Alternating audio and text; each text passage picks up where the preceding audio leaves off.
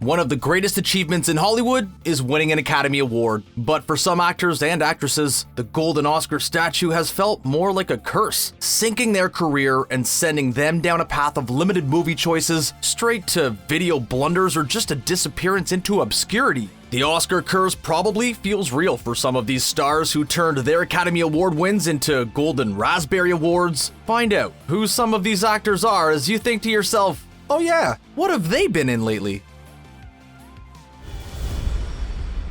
All it took was a great line to send Cuba Gooding Jr. into the Oscar-winning stratosphere.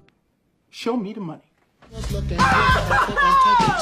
Millions of people were screaming, "Show me the money," when Gooding Jr. took home the Academy Award for Jerry Maguire back in 1997. Well, Hollywood showed him a ton of money and then quickly took it all away. Following the win, Gooding booked big budget projects like Pearl Harbor and Men of Honor, but the star quickly fell. He mostly resorted to these cheesy comedy roles, including the ensemble comedy Rat Race and Disney's Snow Dogs. Then he became the king of direct-to-video productions. From 2005 to 2013, Cuba starred in 17 direct-to-video productions. It's hard to differentiate titles like Hardwired, Wrong Turn at Tahoe, and Ticking Clock. He attempted a comeback with TV roles in American Crime Story and American Horror Story, but some recent misconduct allegations have completely derailed his career. Time for another 90s star with an Oscar and quite the bizarre path. We're talking about none other than Nick Cage. Sure, you may know him from Redbox classics like Bad Lieutenant, Port of Call, New Orleans, Hey the Ghost, or Dog Eat Dog, but the man who will seemingly film any low-budget movie without even reading a script actually has a shiny Oscar on his mantle. Cage took home the award in 1996 for his role in Leaving Las Vegas. He then decided to ditch the dramatic roles for a career in hard-hitting action, Con Air, Face Off, The Rock. Cage was an action superstar who just repeated the same cycle over and over again until it became so watered down that people kind of just stopped caring. He played Ghost Rider before the MCU was really a thing, and now some of his biggest claims to fame are pretty much all of the memes that he's featured in. The next time you find a store that still sells DVDs, play a game to see when you can spot Nick Cage first. Kim Basinger won Best Supporting Actress for her role in LA Confidential, but she created her own mystery when she pretty much disappeared from Hollywood after winning. Best known for her role as Vicky Vale in Tim Burton's Batman, Basinger was a headline-nabbing name who couldn't quite translate into marquee-grabbing power after her Academy Award win. Basinger did re-team with LA Confidential director Curtis Hanson for 8 Mile, but her career has mostly been down a path of obscurity. Films like The Door and the Floor, Elvis Has Left the Building, and Even Money came and went without a blip on the radar. In 2018, Basinger won another award, this time for her role in 50 Shades Darker. Unfortunately, it was a Golden Raspberry for Worst Supporting Actress.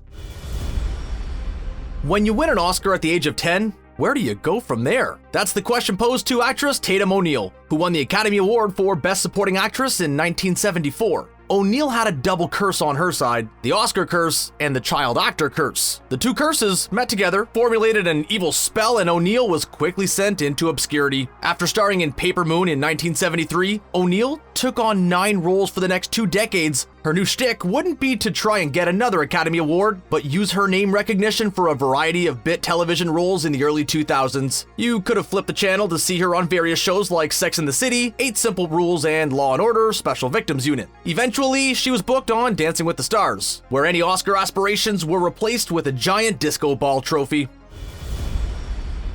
Monique's rise to fame didn't seem to be on the path of the Academy Awards. She started out on several UPN sitcoms like Moesha and The Parkers before landing numerous comedy films like Fat Girls and Welcome Home Roscoe Jinkens. Her talk show, The Monique Show, premiered in 2009. The same year, she took on the dramatic role of Mary Lee Johnston for the film Precious. Monique's hard-hitting role earned her the Academy Award for Best Supporting Actress, but things only seemed to go downhill from there. Monique refused to do any promotion or press for her role in the film and still managed to take home the Oscar. She did play a bit of a role in the ensemble comedy Almost Christmas, but it was a far cry from her dramatic turn in Precious. We're spotting another trend here, as a 90s star receives acclaim, but doesn't do much once the new millennium arrives. This time we're talking about Mira Sorvino. Early in her career, Sorvino went on to star in 1995's Mighty Aphrodite, and she took home the Best Supporting Actress Academy Award for her role. She followed up the movie with the cult comedy Romeo and Michelle's High School Reunion, but quickly fell into obscurity with a bunch of forgettable roles and straight to DVD dramas. Sorvino felt like a blip on the Hollywood radar. She had the statue and recognizable name, but neither could help her nab some of the bigger roles. She resorted to numerous guest TV roles on shows like House and Psych, but lately, she's focused purely on religious-based films like Do You Believe? There's one thing we don't believe, that she will ever be an Oscar contender again in the future. She has become a go-to actress for low-budget films like Beneath the Leaves and Look Away. Unless Redbox holds a best straight-to-DVD thriller you wasted $2 on award ceremony, Sorvino better cling on to the statue that she's got. A lot of the actors featured on our list are simply there to star in a movie, achieve acclaim, or move on to the next role. For actor Roberto Benigni, his Academy Award win for Life is Beautiful is much more personal. He wrote and directed the 1997 film, receiving much praise and nominations pretty much across the board. Benigni took home the Best Actor Oscar, beating out stars like Tom Hanks and Edward Norton. Along with that, the film was nominated for Best Picture and won for the Best Foreign Language Film. With all of these accolades, fame, and the ability to make pretty much any film he wanted, Roberto decided to embark on a journey to bring Pinocchio to life. And the results were a disaster. Once again, acting, writing, and directing, Pinocchio was on the opposite end of the spectrum when compared to Life is Beautiful. The film received a horrible 0% score on Rotten Tomatoes, and Benigni went on the sad journey from Best Actor to the Academy Award for Worst Actor at the 2003 Golden Raspberry Awards. He has done very minimal ever since, but may return to his Pinocchio roots for a role as Geppetto in another upcoming live-action adaptation. Geena Davis started her career strong with roles in Beetlejuice, Fletch, and The Fly. She got quick acclaim with a role in 1998's The Accidental Tourist, where she won the Academy Award for Best Supporting Actress. It looked like Davis was set to beat the curse with a nomination for her role in 1991's Thelma and Louise, but her Hollywood star began to fade with no explainable reason. Davis would receive praise for the baseball film A League of Their Own, but she quietly fell off the radar and starred in one of the biggest box office bombs of all time, the 1995 pirate film Cutthroat Island. Davis would go on to star in the Stuart Little trilogy of films, but her big screen presence dwindled. She starred in several shows which only lasted a single season and did have a memorable run on Grey's Anatomy, but nothing compared to her hits in the 80s and early 90s. More recently, Davis appeared in the Netflix wrestling series Glow, another recurring role in a pile of TV shows that she appears in. With the continued popularity of films like Beetlejuice and Thelma and Louise, it seems like Davis is stuck in a time capsule as the Oscar curse was able to take hold.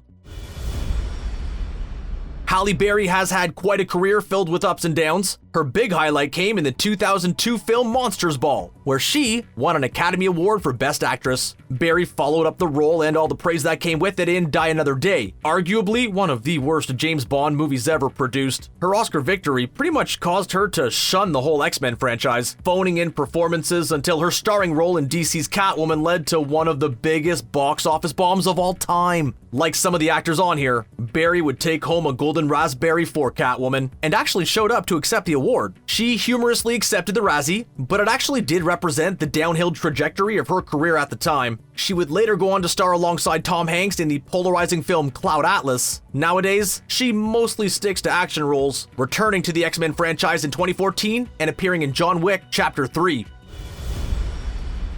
In 2002, Adrien Brody starred in The Pianist, making him an instant star in Hollywood as he rose through the ranks. Not only did Brody win the 2002 Academy Award for Best Actor, but he was the youngest person to ever win it at the ripe age of 29. Brody beat out veteran actors like Daniel Day-Lewis and Jack Nicholson to win the award. He had a whole career ahead of him, but the Oscar curse hit strong. He had a supporting role alongside Robert Downey Jr. in the forgettable Singing Detective. The Village was one of the worst received M. Night Shyamalan films. 2005's King Kong was one of his biggest hits, but it did more for the gorilla than it did for Brody. It was like the actor moved on to Skull Island permanently. Films like Splice, Hollywoodland, and High School came and went, as Brody's acting praise quickly sunk. He has joined the ranks of Nick Cage and others in the straight-to-video genres with films like American Heist. Come on, Jim. Come on, man. It's been 10 years. You could do better than that, no? He was never nominated for another Academy Award, but he did receive an Emmy nom for his role as Harry Houdini in the TV miniseries Houdini. So who do you think the Oscar curse will hit next? Any actors that we missed? Which ones do you think will make a big comeback? Do you believe the curse is real? Well, let us know in the comments below. Thanks for watching, and don't forget to subscribe to ScreenRant for more great content.